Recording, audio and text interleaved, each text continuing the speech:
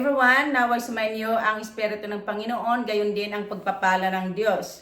John 13 verse 5, nasusulat na pagkatapos ay nagbuhos ng tubig ang Panginoon sa palanggana at sinimulang hugasan ang paa ng mga alagad at punasan ng tuwalyang nakabigkis sa kanya. Okay, ang senaryo dito ay naghahapunan ng Panginoon kasama ng kanyang mga alagad. Bispera noon ng Pasko or Passover. Ito ang huling hapunan ng Panginoon. Dito rin ipinahayag ng Panginoon na ipagkakanulos siya ng isa sa kanyang mga alagad, si Judas Iscariot. Okay, sinasabi sa kasulatan na sila naghahapunan, tumindig ang Panginoon at naghubad ng kanyang panlabas na kasuotan at nagbigkis ng tuwalya. Pagkatapos nagbuhos siya ng tubig sa palanggana at sinimulang hugasan ang paa ng mga alagad at punasan ng tuwalyang nakabigkis sa kanya. Okay, sa Old Testament, sa panahon nila, kapag may dumadalaw sa kanila, kaugalian na ng mga Hudiyo na hugasan ang paa ng kanilang mga panauhin or visitors, at ang naghuhugas ng mga paa ay ang servant or alipin. Ang paghuhugas ng mga paa ay napakababang uri ng trabaho, gawain lamang ito ng isang alipin. Kaya nga ayaw ni St. Peter na pahugas ng kanyang paa sa Panginoon na kanilang master. Sinabi ni St. Peter na hindi ko po pahuhugasan sa inyong aking mga paa. Ngunit sinabi ng Panginoon na kung hindi kita huhugasan, wala kang kaugnayan sa akin. Okay, ang ginawa dito ng Panginoon ay halimbawa sa kanyang mga alagad at para sa ating lahat. Ang paghuhugas ng mga paa ay pagpapakumbaba, magpakumbaba tayo sa isa't isa. Sinabi ng Panginoon na kung siya ay guro or teacher at Panginoon ay naghugas ng kanilang mga paa, sila rin or tayo rin ay dapat maghugasan ng mga paa.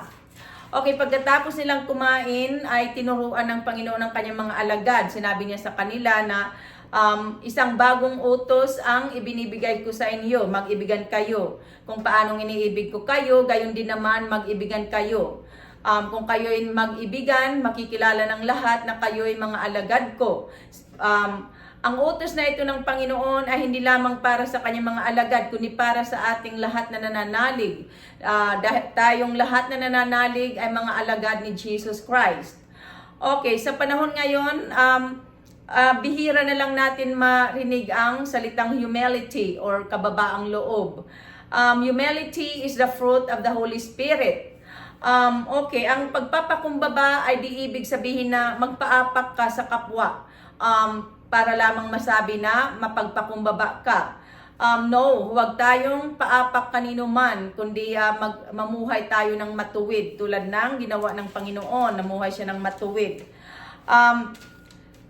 Sa Biblia, ang ibig sabihin ng pagpapakumbaba ay pagsisilbi o paglilingkod sa kapwa ng dahil sa pag-ibig. Tulad ng halimbawang pagsisilbing ipanakita ng Panginoon nang hugasan niya ang paa ng kanyang mga alagad. Sa Galatians 5 verse 13, nasusulat na pinalaya tayo ng Diyos upang manatiling malaya. Ngunit huwag natin gagamitin ang ating kalayaan sa pagsunod sa mga pita ng laman, kundi maglingkod tayo sa isa't isa dahil sa pag-ibig. At sa Ephesians 6 verse 7 to 8 nasusulat na maglingkod kayo ng may mabuting kalooban na parang sa Panginoon kayo naglilingkod at hindi sa tao lamang. Sapagkat alam ninyong gagantihan ng Panginoon ang bawat mabuting gawa ninuman, alipin man or malaya. Okay, so ang pagsisilbi or paglilingkod, ito'y in our modern world is customer service.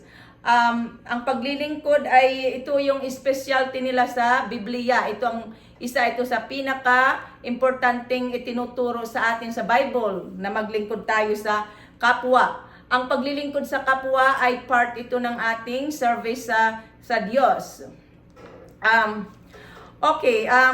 Ang dahilan kaya ang tao ay nahihirapan magpakumbaba at minsan ay hindi nagpapakumbaba dahil sa nasasaktan ng kanyang pride.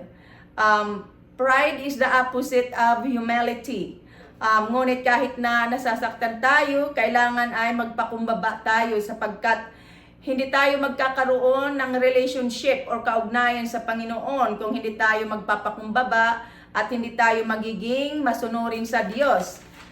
Sapagkat ang Panginoon ay nagpakababa at naging masunurin sa Diyos. Ito ang legacy na iniwanan sa atin ng Panginoon at ito rin ang halimbawang iniwanan sa atin ng Panginoon na dapat nating tularan.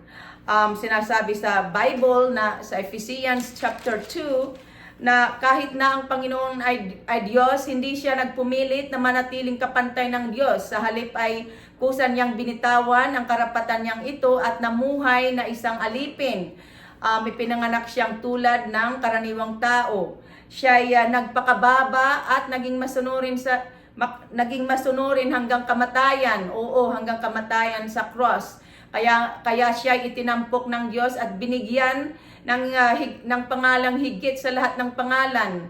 Ano pat ang lahat ng nilalang na nasa langit, nasa lupa, at nasa ilalim ng lupa ay maninikluhod at sasamba sa Kanya at ipahahayag ng lahat na si Hesukristo ang Panginoon sa ikararangal ng Diyos Ama.